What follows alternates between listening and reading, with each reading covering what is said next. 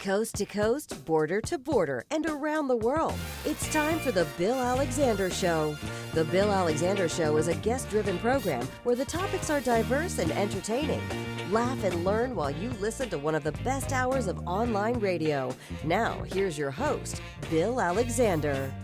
Hi, everyone, and welcome to this edition of the Bill Alexander Show with yours truly, William Eric Alexander. Glad you could join us today. It's a beautiful day wherever you may be, and glad you could take part of the program. Well, today I have someone who can pretty much do anything, I think, in the entertainment world, because if she can't, she'll probably figure out how. Right now, on the other side of the computer screen, I have Tracy Newman. Tracy, how are you doing today? I'm doing great. It is so great to have you on the program today. And I think I am right. You've pretty much done everything in entertainment, from singing, hosting your own children's program, having your own folk band, writing TV. What else am I missing that you have done? Oh, sleight of hand. That's right, with the cards. I forgot. Now, did you bring the deck of cards just so you could show me, or is that just happened to be there? Always here. That's the it's been years since I did it, but I try to practice one thing so that I know how to do. I can still do a card fan. I'm going to do it for you right now. Okay. I can't guarantee how this will look, but anyway, that's impressive. Every time I do it, it falls apart. Yeah.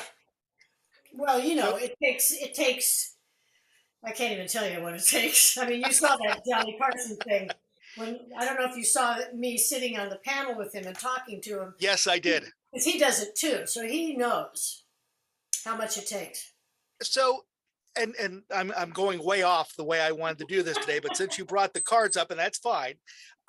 So you did the Tonight Show. How did he find out about you? How did Johnny find out about you? It's a wonderful. It's like. A wonderful story in the thing that back in, this was in 1974, show business was simpler and things could happen like this. And I guess things still happen like this, but this was really amazing to me.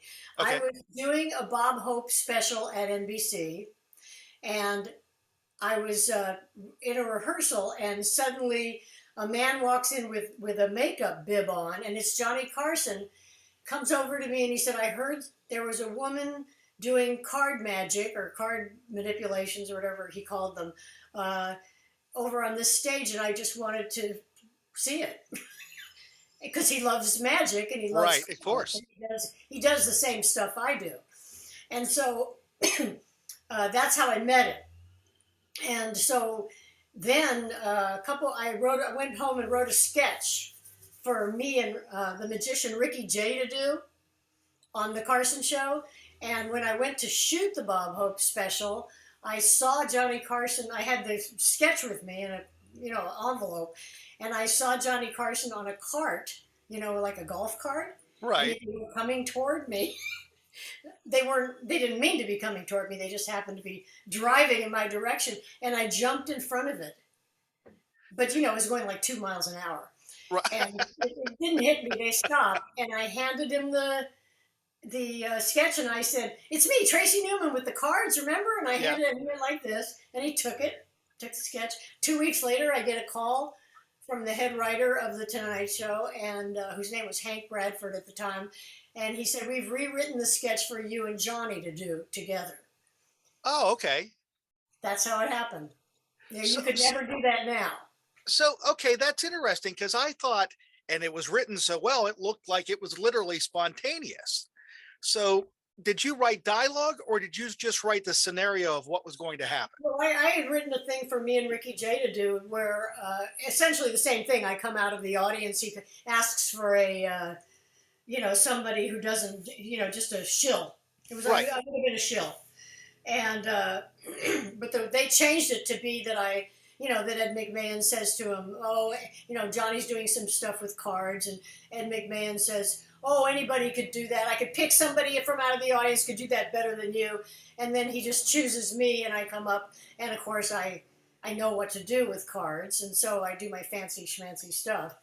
And then he asked me to be on the panel, which was I think a shock to the people backstage, frankly, because when you're not a celebrity,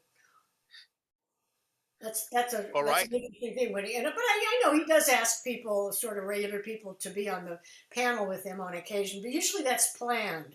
But it wasn't planned for me. Oh, that's interesting. Yeah.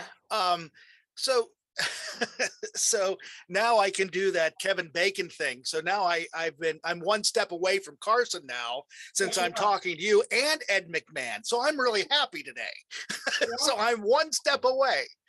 And I'm also one step away from your famous sister, Laraine Newman, who was one of the original not ready for primetime players on Saturday Night Live. That's right. And she was discovered in the Groundlings. You And know, you were a part of that also, right? yes, I have to say that I'm the one that brought her to the class that became the Groundlings. It's all All interwoven. intertwined. Yeah. She has a great book out. I don't know if you've noticed it. It's only on Audibles Okay. because that's the deal she made. That if you do a thing on Audibles and that's the deal you make, you can't have it in print for a number of years. Oh, wow. I didn't It's realize that. Okay. a great deal. I think they pay you a lot though. And it's called "May You Live in Interesting Times." And so she talks a lot about me in there at the beginning. So if it's me you're interested in, then get the book for that. If it's Laraine you're interested in, then get the book for that. Um, so you were in the Growlings for how many years? Well, we started it. I Okay. mean, not just Laraine and me, but there was a class, Gary Austin's class, Hmm. and then we decided to do a show of the class, and then that turned into people wanting to join. And we thought, well, let's make a group, and then eventually we named ourselves the Groundlings, and we built a theater, and that was the beginning. I was there for 15 years because I was teaching and directing because we were all doing everything back then. And I had no training to teach improv, but I had watched a lot of it in New York in the mid '60s, and I just developed an understanding of it, and I did it back then, but somebody had to teach, put it that way, and Well, so that's really I interesting to kept me getting further. because most of the time, I mean, the best way to learn something, I guess, is by watching. But usually we hear these people that have these big educational backgrounds and everything else, but you're one of these guys or ladies that saw it and did it. There was no step in between, which is kind of interesting. Yeah, and then taught it. Yeah. I frankly would rather teach it than do it because it's the scariest thing I've ever done in my life. But before you did that, you also had TV experience Yeah, I did. on WNET and a TV program that you hosted called What's New in 1965. Yeah, I did six. This is also a thing about show business that's interesting to me, or how naive we are when we start out. I was so young when I did that. I did 6 episodes. It was very successful, and it never occurred to me to contact WNET because I didn't personally deal with them. Somebody else did, Right. and say, "Would you like more of these shows?" I didn't even think about it. It That's was really hard to do. interesting. That's one reason. What? And that's really interesting because at that time, here where I'm at in Pittsburgh, we had some guy by the name of Fred Rogers who started a program at the same time that lasted until 2003.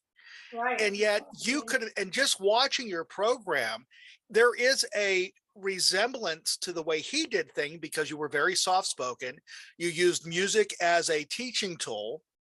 And it's very similar, but yet you didn't think about extending the run longer than it was.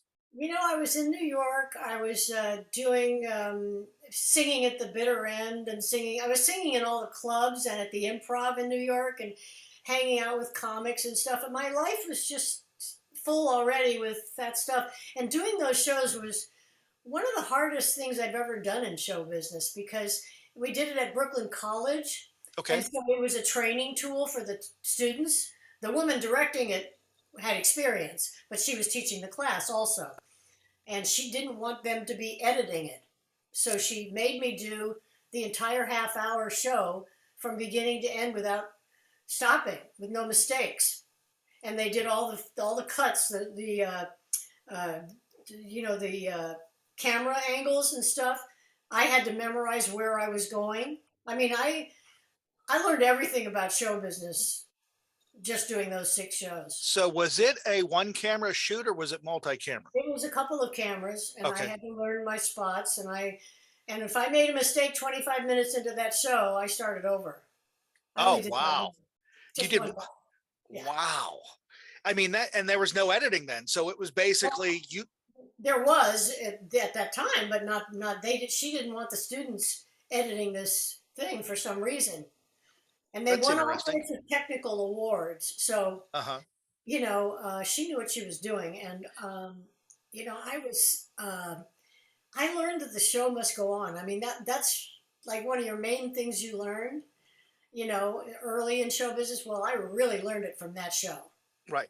So did you want to do TV at that time or did it just happen? It just happened.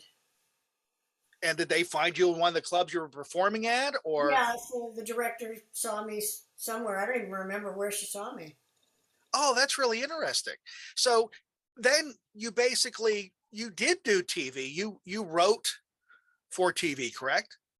Yeah, but well, that was a result of the Groundlings, really.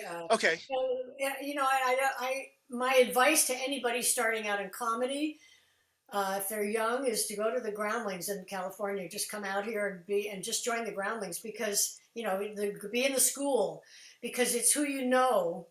I Okay. know people tell you that all the time, that it's who you know. If you've got the goods, if you're funny, if you're talented, and you're in the right place at the right time, and you know somebody, all those things, you know, Oh, that's the combined. kinds of things that have to be there for you to get a job. Sometimes you don't always need all those things, but you know, I had a writing partner, and we knew the people running Cheers. Oh, They had been in the Groundlings. okay.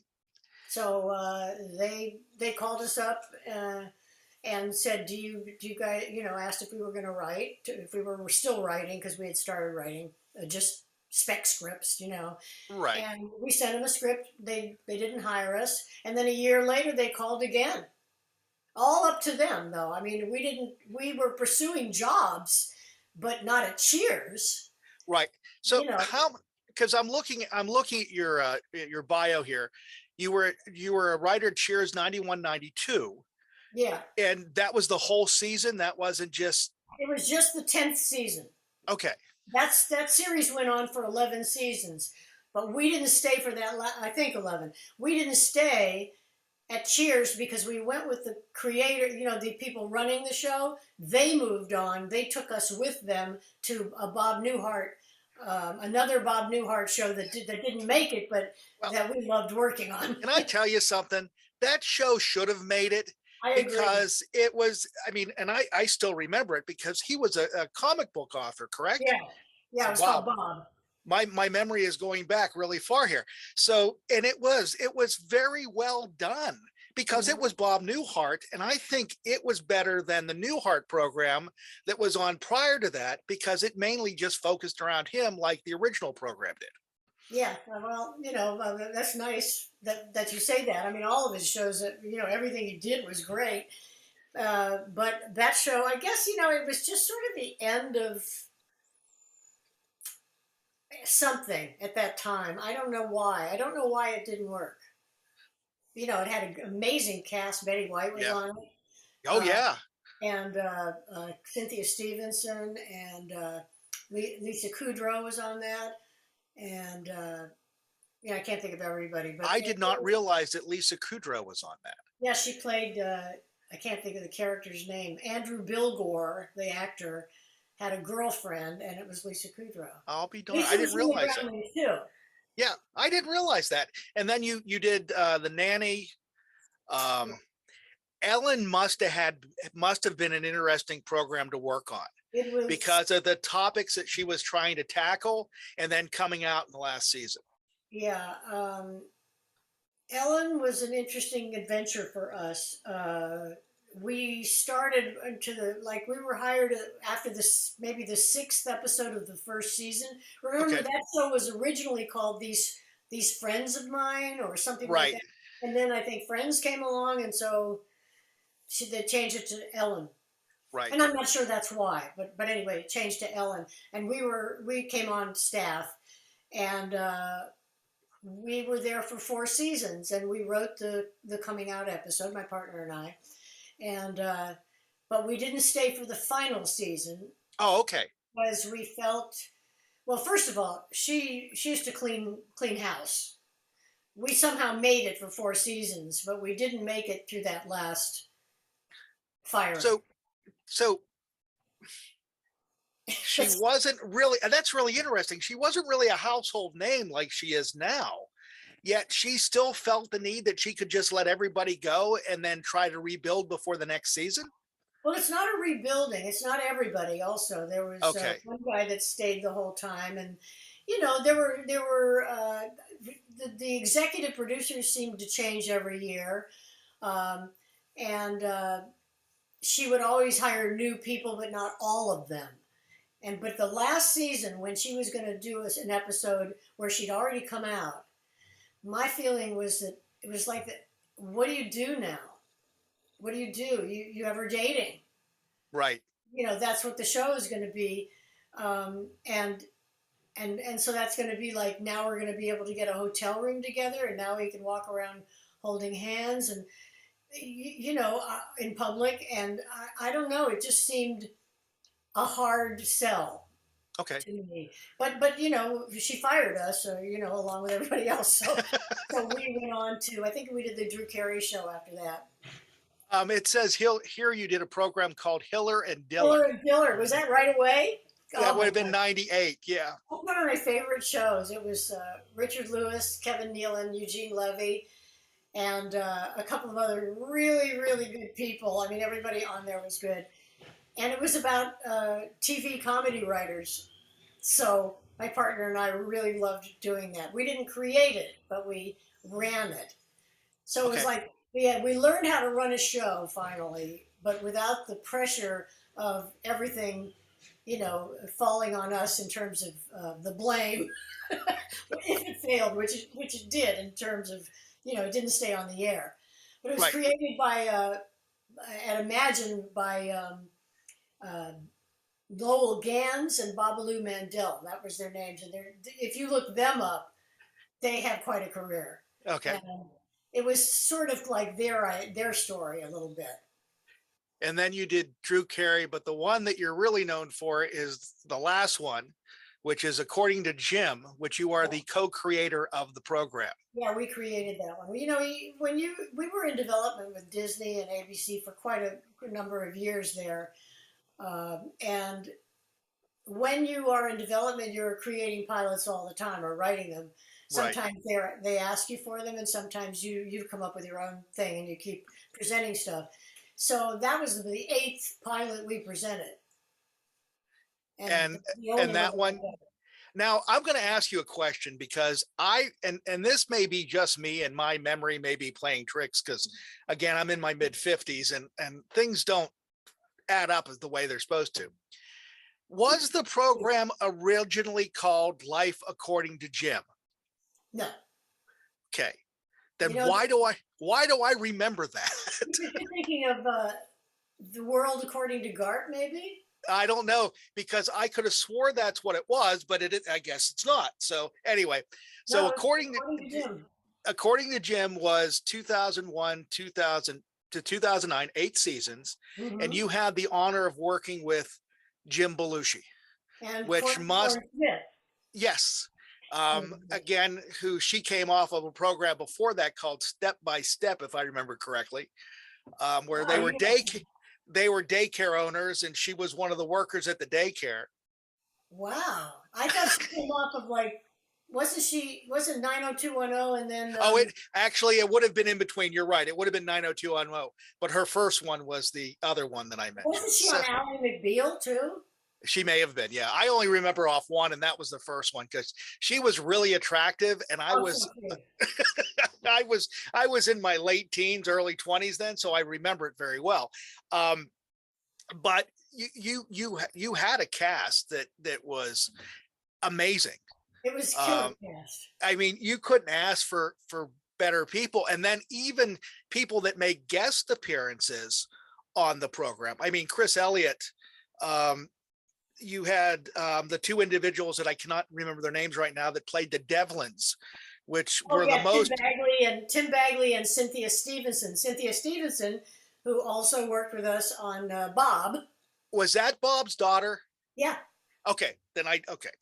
And Tim Bagley was in the Groundlings. In fact, I was his teacher. I say I was his teacher.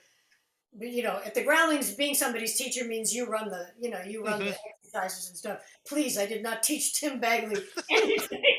He's brilliant. So that's interesting because you worked with Jim and your sister worked with John. Mm-hmm. Could you compare the two to each other? Well, I never worked with John, right. But I certainly watched him and was a big fan. It's a different talent, I think. I know there was a Jim Belushi always got a lot of flack. People, you would never have been noticed if it wasn't for your brother. And that could be true. I have no idea. Right. I do know that working with him as an actor, he's really, really a good actor.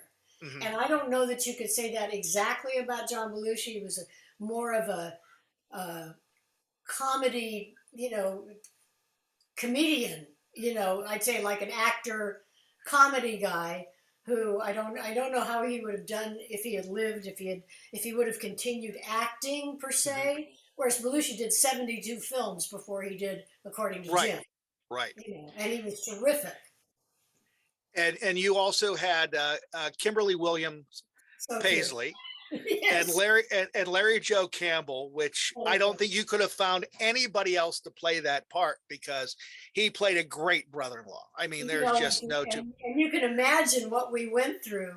My partner was the one who knew Larry Joe Campbell's work. I didn't know him. Okay. Because the network kept wanting us to you got to have a good-looking guy with Belushi who's thinner and John said, and my partner said, no, we're going to get a guy who's fatter than Belushi, and those two together are going to be really funny. And they were. He was right. And we had to fight the network about that. They wanted. So was the program based on anybody you knew? It was my partner's, it was Belushi's life too, a little bit. But it was my partner's, whose name was John Stark, had two little girls and a beautiful wife, mm-hmm. And the way we sold that show was sort of like, talk about low concept. Well, we knew they needed a family show at ABC. So we sold it as, this is a family with a married couple with children who are trying to keep their romance alive today in these times. Right. In Chicago, in these times.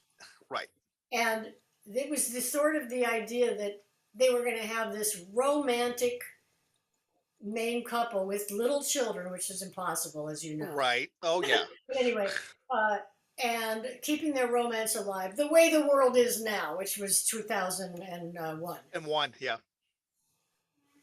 Yeah, and I remember we were shooting when 9/11 happened. What I don't remember is which episode, but it was right at the beginning for us. It was the third day of. Oh, wow. Of maybe the second episode or the third episode, something like that. I'd have to really look at the dates of those shows. But this is a nice tidbit about business. The networks and the studios are not covered for natural disasters, insurance-wise. Okay. So if you shut down your show, the show eats it, pretty much. The money is lost. Right. So they decided, let's not shut down the show. We're going to still shoot the show on Friday. This was 2 days after 9/11. So 9/11 happened on a Tuesday, so yeah, okay. Right. So I don't know if we showed up. I don't remember what day we shot or what we did. But anyway, so the day that it happened, we still had a rehearsal. We went along as if, Belushi kept walking around saying, if we cancel, they win, Right. Everybody was saying that. So then we were shooting a scene in a bathtub, and Courtney Thorne-Smith fell and broke her wrist. Ooh. So we were able to cancel the show because we were covered. Oh, well, that was convenient, wasn't it? Yeah, the It worked out studio well. and the So, network was covered. so one of the things I think is interesting, and right now, according to Jim, is airing on Laugh TV, Uh-huh. and it is airing every weeknight, and it must be doing very well because they're playing multiple episodes back to back. But the one thing I think is very interesting, and I'm comparing it to today's TV, is that you did 22 to almost 30 episodes a season Hmm. compared to what they do now. I know. Do you think they're getting off easy in today's TV world? Well, first of all, I wouldn't be surprised if it. Well, wait a minute. When did that start happening? Was it during when COVID or was it before It that? was before COVID because So, they but were that doing was these, because of the cable shows, right? right. They were doing mid-season replacements and all that stuff. It was like they had two seasons. But if you look at some of these cable shows, they do half the show, or not, I don't know if it's cable, but anyway, HBO, like with Right. Succession, 8 episodes and then another 8 episodes later in the Right. season. I think that this is, you can't judge anything by these last 2, 3 years because Right. of COVID. But yeah, otherwise, yeah. And I don't know, but I mean, look at, if you look at something like Modern Family, didn't they still shoot 25, 26 episodes? Yeah, about that. It's the networks that pay for that, and they pay more.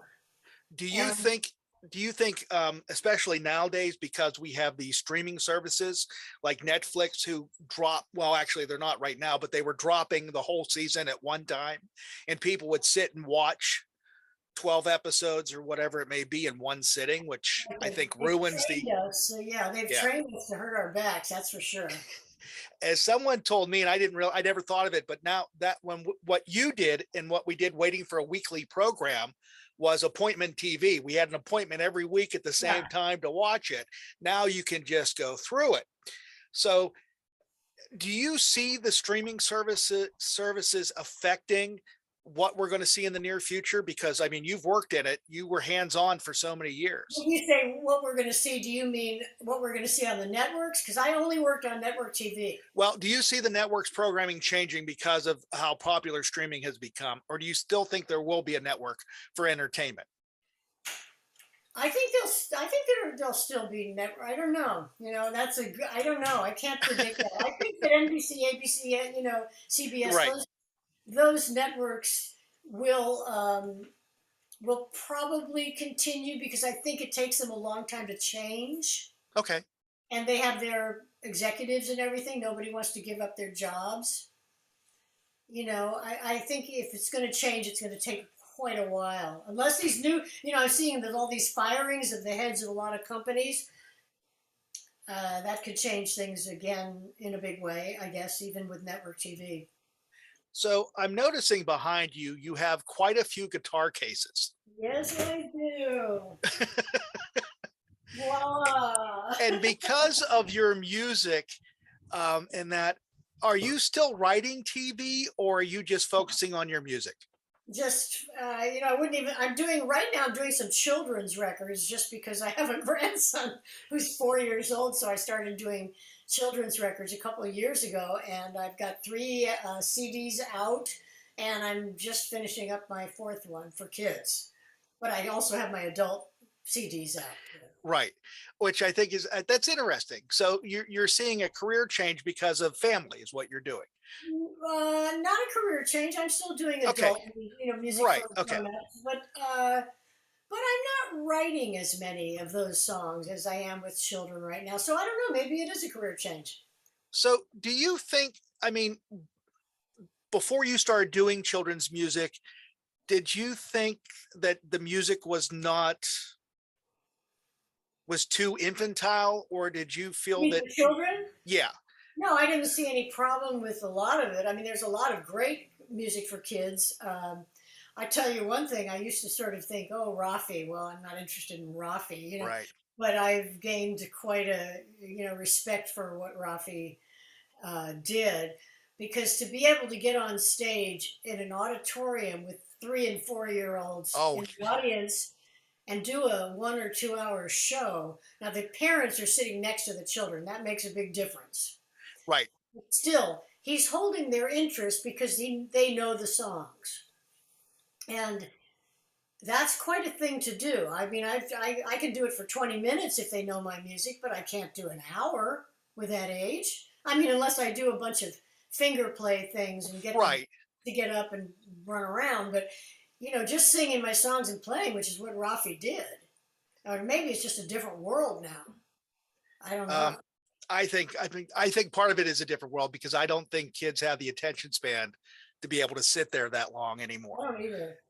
Especially after what we've dealt with for the last couple of years, because the only entertainment they had was in front of a TV screen that changed constantly. Yeah. Good point. So how long have you been writing music? Have you always written music? Have you? Well, I've been playing the guitar since I was 14. Okay. And I did write some songs in high school, and I started writing in the 70s. But then when I started writing television, which was 1989, 1990, that was a long period of time there where writing for television where I didn't write songs until I quit TV. I Okay. wrote some songs that were done in the shows, in the TV shows, because the advantage is, you're already in the room, you know what the song they need is, you have your guitar at work, you play That's it, you neat. play it for the music supervisor, and there it is. It's done. So yeah, I was very fortunate to be in that situation. When I left in 2002, when I left TV, I really started writing. For Okay. and I understood how to write a song way better than I ever had. Because, when you're writing half-hour television, you're writing 22 minutes. You're writing a beginning and a middle and an end in 22 minutes. And a song is maybe 3 minutes. Right. 3 minutes. But I had learned really how to do the beginning, the middle, and an end, and to condense it. So there's a song that you recently did that was an international songwriting competition for 2001 under comedy and novelty. Uh-huh. Fire Up the Weed. Yes. Which it's a funny song, but it's really sad. But when I saw that, the first person that jumped in my mind when I saw it going, did she write that for Jim Belushi? Because now he has his own cannabis farm. Yeah, actually, I should send that song to him. I don't think I've ever heard that song. So what was the inspiration behind that song? Well, okay, I'll tell you the absolute truth. We're adults here.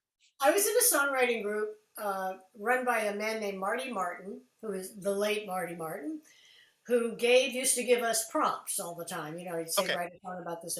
So he said, write a song about what the ingredients in a good relationship. And I was really stopped by that because I was in a relationship. And I remember when I was sat down to start working on that, I was looked over at the couch at my boyfriend who was watching a baseball game on TV. Uh-huh. And I thought, I am just going to write about exactly what this relationship is. Okay. Exactly what it is. Just, there's nothing untrue about that song. It's all true. And that's what I did. And it wasn't, it starts out, I'm embarrassed to say this relationship works because we never talk. Okay. We rarely talked. Uh-huh. So, So, okay. So how long ago was this song written then? It was written in, let's see, must have been around 2010. So it's taken, what, 9 years or 11 years? I recorded it. It's on my CD called I Just See You, which I recorded. Let me just see what the date is on that. I recorded this in 2012. Okay. So it looks like this. Yes. Kind of moody. So I recorded it in 2012, and it actually has won a number of contests. Okay. This is I sent it into this particular contest. I never had sent it into them. Okay. So, it's right now. It's like a contender. It's gotten some notoriety, but it's. So the way the music industry is today compared to what it was in the early days when you were playing and you played the clubs and everything else, if you did not have some type of an established career, do you think you would have been able to do what you're doing now, and making CDs? Um, what was the beginning of the question? If I didn't have, I mean, the experience you had before you went into TV, playing the clubs and everything like that, yeah. and the experience and the foundation you have in the music industry compared to what's going on today, do you think you would have stuck with it as long as you did and Oh, and record? Because I just think now it's just so segmented that there's really no consistency for a lot of people. yeah. I don't know what I would have done. Maybe I was lucky that I got out of it. But in the mid '80s, or it was before that, but I don't remember the dates exactly. But I did what a lot of people do in the music business, um, who have songs, who have a catalog of songs, you know. I made a very bad publishing deal and a very Okay. bad recording deal. And I didn't know at the time, but it was a tax write off for that company. Oh, And they had done that to a number of writers and singers and producers and stuff like that. And I was so badly burned that instead of realizing, oh, well, at least I got the chance. Somebody thought I was good enough to at least be a tax write-off, but right. they thought it would look legitimate because the songs were good. You know, I should have thought, the only way to quit is to. I mean, the only way to fail is to quit. Hmm. But I didn't understand that. I was so burned that I stopped pursuing it. Okay. If you know what I mean. Yeah. I did send some songs out for other people to record. I got Mel Tillis and Nancy Sinatra did a duet on one of my songs, and it Oh, was, really? Okay. yeah, you can look that up too. Um, and that was probably the most successful thing I had happen in terms of somebody else doing my songs. And the song was called "If I Failed." The song is now called "I Would Fly," but at that time, in fact, they may have renamed it "I Would Fly." I don't remember how that, I don't remember. But it was, I was, I was a new songwriter. I had a good sized catalog of what I thought were good songs. Right. And it didn't occur to me that someone would take advantage of not only me, but the singer who sang on the CD, on the album, a girl named Marty Gwynn, who was wonderful. And all together, it was a big tax write-off. I'll And be it darned. was shocking. So So, I just got hurt. so the CDs you've been doing since 2000, are you producing them yourself? Or are Yeah. you okay? And did that open a lot of eyes up on how things are done in the industry? You mean when you say a lot of eyes, you mean other people? I was just following what I saw other people doing. Okay, that's what I mean. Were you following Yeah. other people? No, I don't feel I was a pioneer in anything. What, but was it different than you thought it would be? Let's ask it that way. No, I'll tell you what's different that I didn't foresee was CDs not being the thing to do anymore. That streaming would be so prevalent, so much the way things are done, that a physical product wouldn't mean anything anymore. And now what do you do? And it's like, yeah, it's fun to do liner notes and you do a picture on the cover. And I like to hold on to something. I have hundreds and hundreds and hundreds of CDs that I don't even listen to. Yeah. I have Alexa. I can just ask for it. Well, I still listen to vinyl and I get as much of stuff as I can on vinyl because Mhm. I'm a product of that generation. I actually bought a new turntable the beginning of this week because the one I had for 30 years died. So it was like losing a best friend when that thing went I bet out. it was. Yeah, I have a turntable and vinyl as But well. but again, with the popularity of vinyl, have you ever thought about releasing some of your stuff on that, or It is it does cost occur to me. prohibitive? I don't know how. I don't know. I haven't looked into it, but yeah, I've thought about it.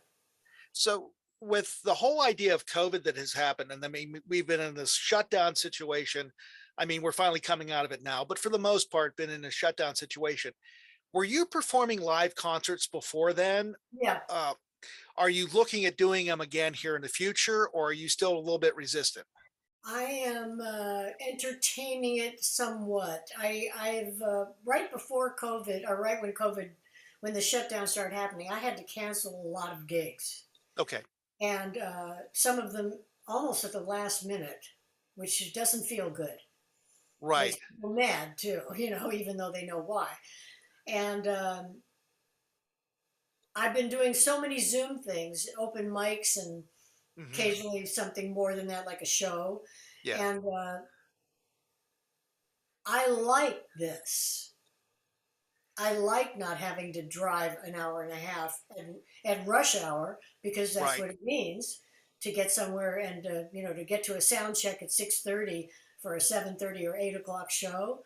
Right. It takes me an hour away. Takes me 2 hours, and I'm older and I'm enjoying this. I will do gigs, but I don't think I'll go as far out as I have been going.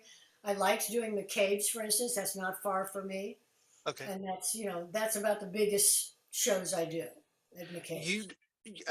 you don't miss the live interaction with an audience, or I do is miss that. I do miss okay. that because and I found I did one sort of in the middle of like 2021, somewhere in there. There was some lifting of I still wore a mask when I to get there and everything, or Right.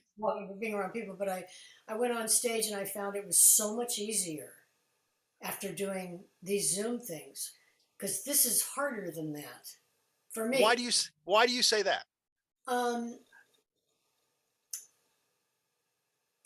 Holding on to the attention of people who are at their house. Yeah. Even we're talking and you're doing stuff, and I'm looking at my phone over here, and my daughter just walked in. I have a lot of distractions here, so That's it's true. very hard. I have to concentrate on the camera Hmm. when I'm playing to 20 people that are doing all sorts of different. There's like two or three people actually riveted, they're paying attention. God knows where they're sitting, because I don't Right. know why they're riveted, because there's too many distractions. Uh, so holding a live audience who's come there to see you and paid is very easy compared to this. Okay. And I understand that, I really do, because But I like you're this. right. Something I like about this too. Some of these things I get recordings, for one thing. Right. You know, it's free publicity. Oh, and Yeah. with every online program that you do you see an increase in CD sales? No, Oh. no, but I may. That doesn't mean I don't listen more to Right. streaming. I'm on Spotify and stuff. I just, there's no way you have to be a big star to make money.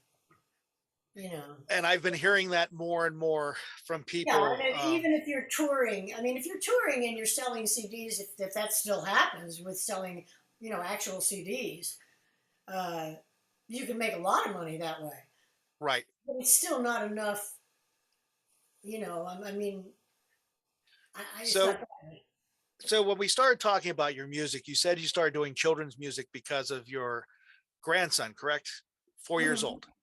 Yeah, I did. I started before that, but because I sort of saw that might be coming. So with you doing that and he listens to it, does he know it's you? He does now. He's 4. He, Okay. he knows it's me. And I'll tell you what's very gratifying is every once in a while I'll hear him, he'll be playing and he'll be singing something, and I'll recognize it as one of my songs. And I'll think, because you don't always know what's going in there, Right, exactly. you know? And I'll be, I'll think, okay, then there's kids around that have those CDs that are, that have heard them, and it just feels good when somebody else is singing one of your songs. That has to be very gratifying, Especially especially your a 4 year grand, old. especially a 4-year-old grandson, um, that can make that connection to his Yeah, and grandmother. people That would say has to to be me when I first started putting these out, there was a bigger fan base at the beginning, at least one that I was aware of. right. I don't know if there might be a bigger fan base now, but I'm not aware of it. uh, they would send me videos or audio recordings of their kids singing, you know, singing one of my songs, and that's just so much fun to see. So musicians I've had on the program before, I've always asked this question. I get a mixed response because they say that every song they've written or sung is a child to them and they can't pick a favorite. Do you have a favorite of one of your songs that you perform regularly? No, but I might have said "Fire Up the Weed" at a certain point. Okay. It's you know, it gets such a wonderful reaction. I always enjoy that, and people come up to me and say, "You're singing about me and my wife," you know, and I'm thinking, "Do you even know what you're saying?" You know, but it's not my favorite song. I think it's usually the newest one. Okay. You know, I have a So, new one called "Something Like a Man" that I really, really love. okay. When you write your music, do you have to relate to it when you write it? Is it something that's happening in your life? Where do the ideas come from?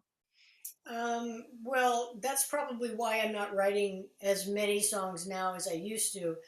Uh, that guy that I was going with that I wrote "Fire Up the Weed" about, I wrote a lot of songs about him. A lot. I mean, 50, 100, I don't know. You know, I've Okay. recorded, and half of the songs I've recorded are about him. He passed away a couple of years ago.